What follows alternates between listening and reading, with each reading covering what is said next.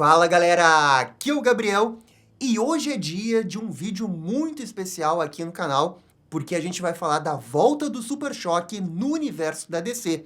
E ele volta adulto, Super Choque adulto. Eu estou falando da HQ especial A Nova História do Universo DC, O Incidente de Dakota.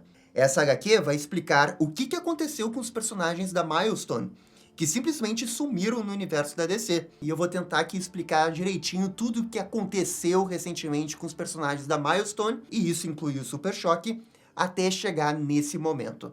Por isso eu já peço para vocês irem deixando aquele bate-like, aquele bate-comentário. Isso daqui ajuda demais aqui o canal. Beleza? Agora sim, bora pro vídeo.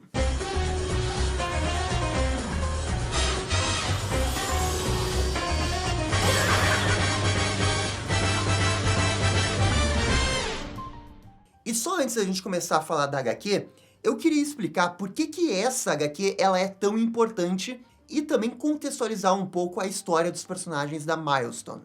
O Super Choque, para quem não sabe, é um personagem que pertence originalmente ao universo da Milestone, que foi criado pelos lendários Dwayne McDuffie, Dennis Cowan, Michael Davis e Derek Dingle. As HQs eram publicadas pela DC já em 93, mas os universos eram separados. O universo da Milestone não se misturava com o da DC. Isso é, até 2008, quando houve a junção dos dois universos sob a supervisão do Dwayne McDuffie. O Super Choque passou a integrar os Jovens Titãs. E esse Super Choque era basicamente o Super Choque das HQs do Dakota Verso, a partir ali dos anos 2000.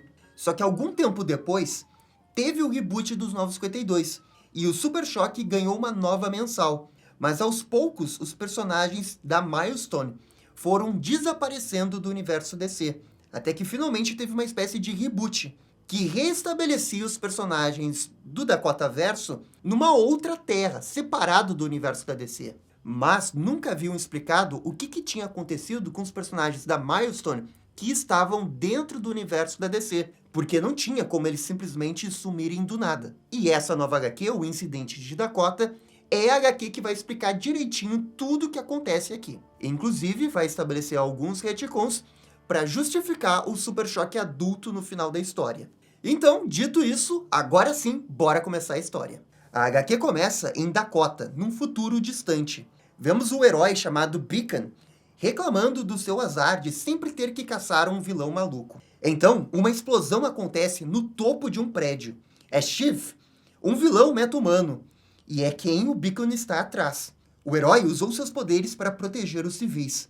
E, de fato, Shiv está impressionado. Realmente, Beacon é o grande discípulo do Super Choque. Por enquanto está um pouco confuso, né, com esse personagem novo, o Beacon, mas já a HQ vai explicar bem. O Beacon, usando seus poderes, ataca o vilão com um forte chute, e a princípio o derrota. Ele entra em contato com o Virgil, que passa as instruções sobre o Shiv ser perigoso, e chama o Beacon de Amistad.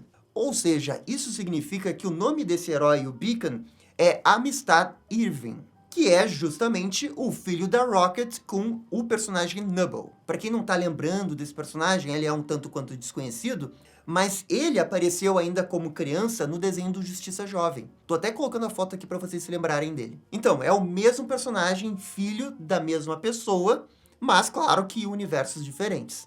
Nesse momento, Shiv se recupera do golpe e diz que não vai voltar para nenhum asilo. Contudo, ele sente que tem algo de errado e começa a ter uma dor terrível. E não é o Beacon quem está fazendo isso. De repente, não é só o Shiv que está gritando, mas todas as pessoas que estão ali. Beacon tenta chamar por alguém, pelo Virgil, pelo Icon, mas ninguém responde. O seu traje detecta uma anomalia temporal e inicia um procedimento de segurança. Ele consegue fugir, indo para um fluxo temporal, mas nada pode fazer para impedir que o seu mundo desaparecesse.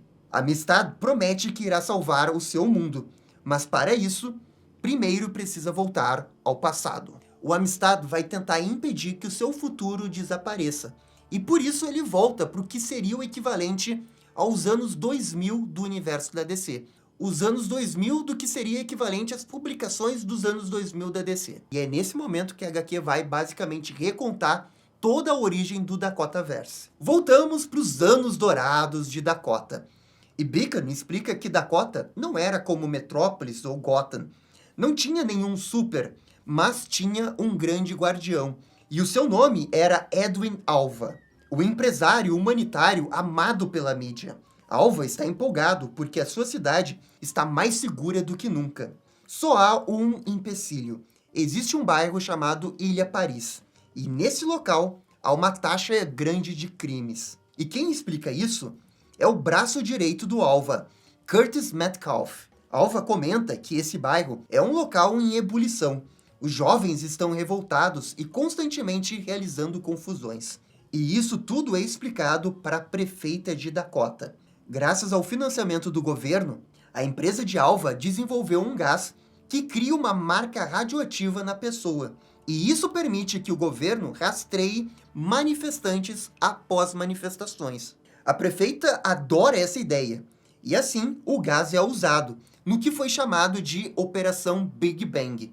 E nos dias seguintes, a mídia diz que Edwin Alva acabou com a guerra de gangues. E quem está contando toda essa história é o próprio Beacon, a partir das memórias que ele tem, porque ele reconhece essa história. A mãe dele contou essa história para ele. O tio Virgil, Super Choque, contou isso para ele. E fica muito claro aqui que o tal do Edwin Alva tem segundas intenções por trás disso. Quando o Curtis pede para virar um parceiro na empresa do Edwin, o mesmo fala que isso não vai acontecer.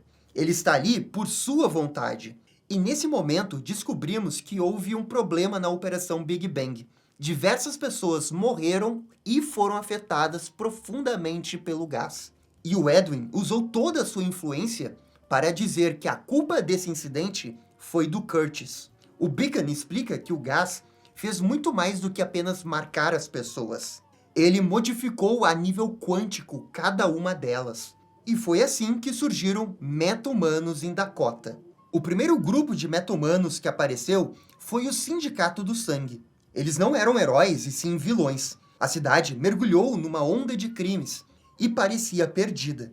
Isso é, até quando ele apareceu. O primeiro herói de Dakota, o Super Choque. Quase ao mesmo tempo, uma escritora descobria que ali na cidade vivia um alienígena que fingia ser humano. Esse alien estava na Terra desde 1839. E essa escritora influenciou o alien a ser um ícone para a humanidade. E assim surgiu o herói Icon. E essa escritora viria a ser a heroína Rocket, que também é a mãe do Amistad. Já Curtis se debruçou na sua investigação para acabar com Edwin Alva. E assim, ele se tornou o Hardware. Ele era o vigilante. Rocket e Icon, os símbolos. E Super Choque, a fagulha. Esse foi o início da era Milestones. E Dakota se transformou numa cidade com heróis. E todo esse passado que o Beacon está presenciando é basicamente o Dakotaverse. Tudo isso que ele está contando é familiar para ele. Mas é agora que acontece o ponto de ruptura e o que faz esse universo ficar junto com o universo da DC. Hardware recebe uma carta de Edwin Alva e voa até a empresa para se encontrar com seu antigo chefe. Em narração, a Amistad diz que isso não fazia parte de sua história. Isso está diferente. E ele agora entende que o colapso do seu futuro acontece exatamente a partir desse momento. Pois quando o Hardware chega até a empresa, ele se depara com Edwin Alva morto. Ele foi assassinado por alguém. E o Hardware, mais tarde, reúne os heróis de Dakota. E o Curtis explica que o Edwin deixou uma grande confusão. É revelado que toda aquela Operação Big Bang não foi um acidente, e sim algo proposital, algo orquestrado. O Edwin participava de um negócio chamado de Projeto Supermans, no plural. E esse projeto é algo que tinha sido restabelecido no cânon da DC a partir da nova história do universo da DC, e é basicamente uma iniciativa do governo para tentar criar novos heróis como Superman, e assim poder controlar esses heróis. Ou seja, todo o incidente da Operação Big Bang foi premeditado. As pessoas já sabiam que alguns iriam virar meta-humanos ali. O plano do Alva era simples: ter super-heróis e tornar Dakota uma cidade bem protegida e bem relacionada com outros heróis. E assim, ele seria intocável.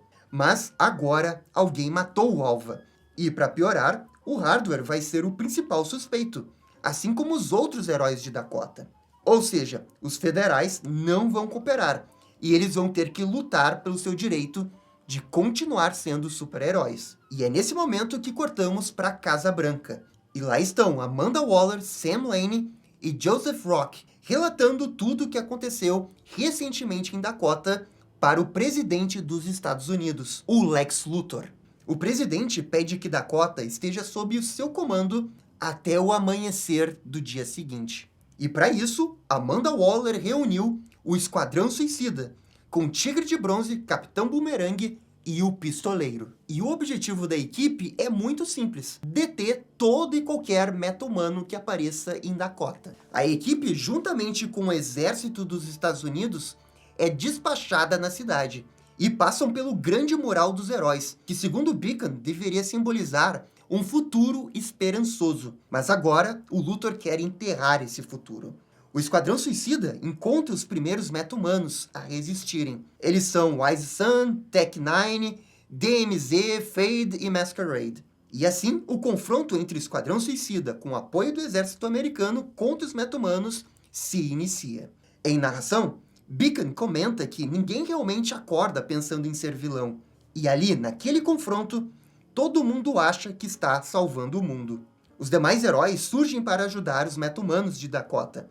Eles não vão aceitar que sua cidade seja controlada desse jeito. E não vão aceitar que os meta-humanos sejam silenciados. Durante uma luta do Tigre de Bronze com o Hardware, o Benjamin Turner percebe que um soldado iria atacar uma criança e o impede. É nesse momento que o Tigre de Bronze percebe que está do lado errado dessa guerra. Ele continua a proteger os civis, desobedecendo às ordens da Waller.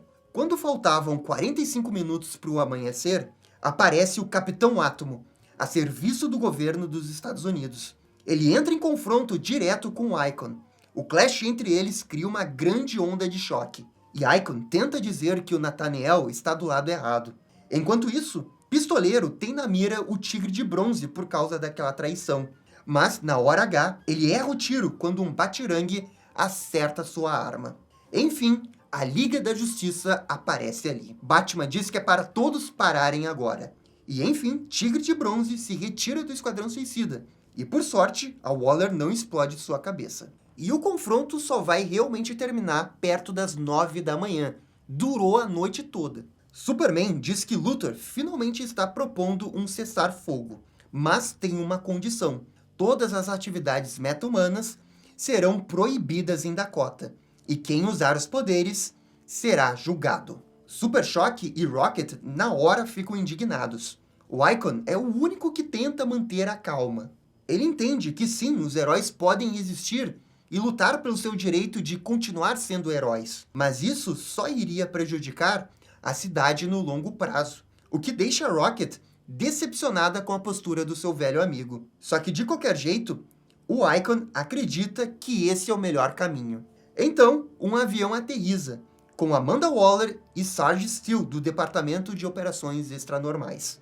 Quem também sai do avião é Lex Luthor, que já chega menosprezando a cidade de Dakota. O secretário Jefferson Pierce, que para quem não sabe é o Raio Negro, pede para conversar com os dois heróis mais agitados, o Super Choque e a Rocket, enquanto que a reunião principal com o Lex Luthor acontece. Jefferson é sincero ao dizer que não sabe o que fazer, mas pede para todos terem cuidado. Como um homem negro, ele não quer que a história se repita, e por isso também aconselha que os dois façam o que sentem que precisam fazer. E com isso, cortamos para a reunião do Lex Luthor com o Icon. E eu tô chamando de Icon só por mania minha, eu sei que o personagem se chama Ícone. O super-herói está brabo e quebra parte da mesa. Ele joga na cara que eles sabem que nenhum dos heróis matou o Alva, e que tudo isso é só uma desculpa para controlar a cidade. O Luthor, em sua defesa, diz que está apagando o fogo deixado pelo Alva, até porque Dakota é a cidade com maior percentual de meta-humanos. Icon ameaça Luthor dizendo que já viu homens como ele tentando pisar nas outras pessoas, e se ele quisesse, poderia matá-lo num segundo. E Luthor sabe que isso é uma ameaça mais do que inútil, pois só iria piorar a situação dos heróis de Dakota. O Hardware fala que Super Choque e Rocket não têm o que é preciso para lidar com a situação, e ele sugere matar o Luthor e depois enfrentar a Liga. Contudo, Icon diz que não vai fazer isso, já que assim eles seriam fugitivos. Além do mais, isso colocaria outras pessoas em risco. Eles vão pensar numa forma de manter Dakota a salvo, sem heróis. Então, Luthor aparece com um contrato que fará eles abrirem mãos de suas identidades como heróis. Enquanto isso, os agentes do governo estão realizando uma queima de arquivos para que ninguém mais saiba dos heróis. Virgil e Rocket destroem os computadores e depois são chamados até a sala de guerra. Quando eles entram, se deparam com Icon apertando a mão do Luthor. E em narração, o Beacon diz que ao ver esse momento, um herói como o Icon apertando a mão do Lex Luthor, foi quando ele soube que realmente tinha acabado. Porque isso não é nem um pouco uma atitude que um herói como o Icon tomaria. O Icon que o Beacon conheceu lutaria pelo futuro dos meta-humanos. Ele não iria simplesmente desistir assim. Eles não iriam ir pro jogo seguro de só assinar o contrato e abdicar de suas identidades. Até porque tem toda uma metáfora aqui, né, de quem é o Virgil, quem que é o Icon, quem que é o Rocket. Quem, inclusive, joga seguro é o Super Choque. Ele aperta a mão de Luthor. E Beacon diz que o Super Choque era para ser a fagulha. Ele que tinha que manter a chama da resistência acesa. Mas até ele apertou a mão de Luthor naquele dia. E talvez Virgil continuasse lutando, continuasse com a chama acesa, continuasse sendo Super Choque, se não fosse pela frase seguinte de Lex, o chamando de Virgil e deixando bem claro que ele conhecia o rapaz e onde ele morava. O jovem baixa a cabeça e confirmam que eles moram na Avenida Cowan.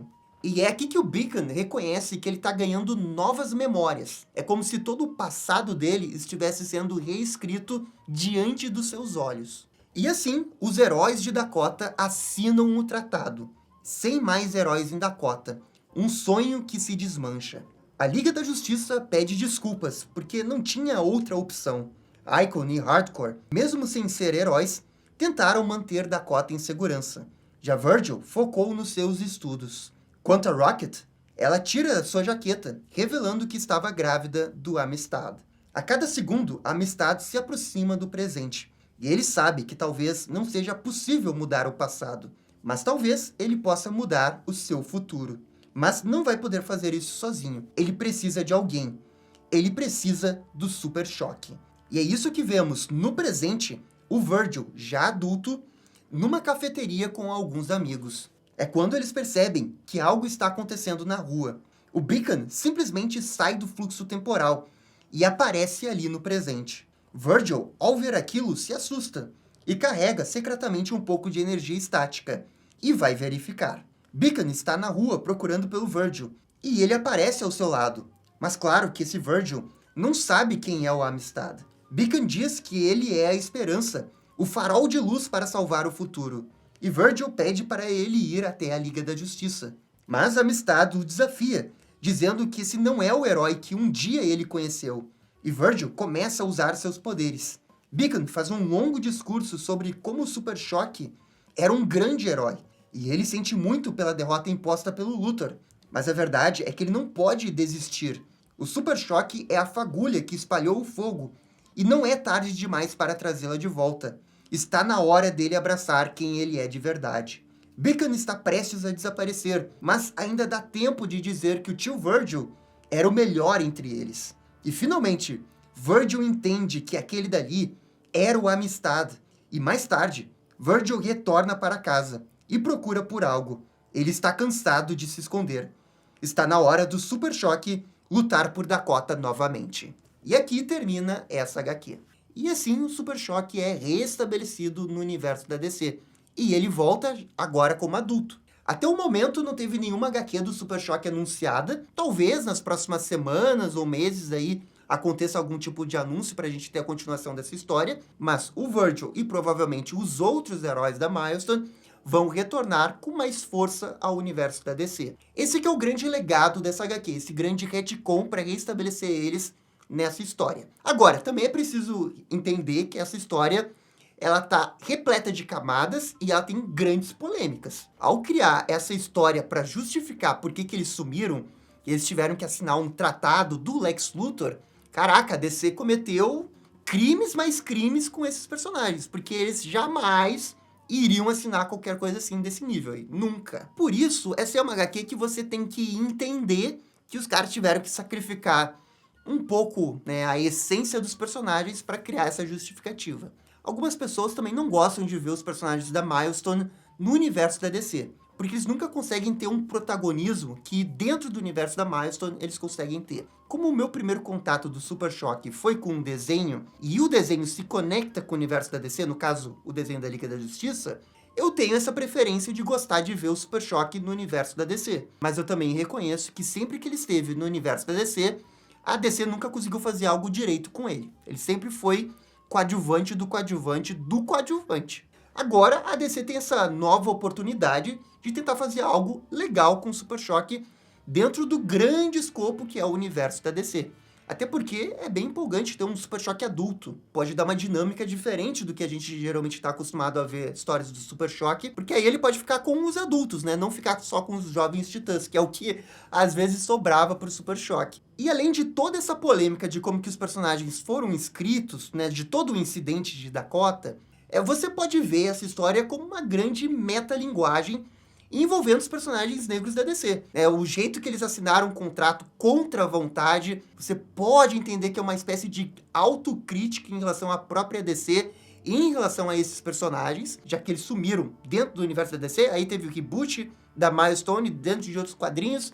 Eu vejo essa HQ como uma tentativa de tentar limpar a casa, tentar restabelecer esses heróis como importantes no universo da DC, e vamos ver se vai vingar. É mais uma tentativa da DC, de muitas outras que ela tentou no passado. Se vai dar certo ou não, vamos ver. Mas para aquelas pessoas que, como eu, cresceu com o desenho do Super Choque e gosta do Super Choque interagindo com Batman e companhia, acaba sendo uma promessa muito empolgante. Mas enfim, essa daqui é só a minha opinião, galera. Por favor, comentem aqui embaixo. E no mais, muito obrigado por acompanhar o vídeo até o final. Eu fico por aqui e até a próxima. Tchau, tchau! E esse foi o vídeo da volta do Super Choque adulto. E aí, gostaram? Não gostaram? Deixem suas opiniões nos comentários. E se curtiram o vídeo, deixe aquele joinha e inscreva-se no canal para ficar sabendo absolutamente tudo sobre Batman.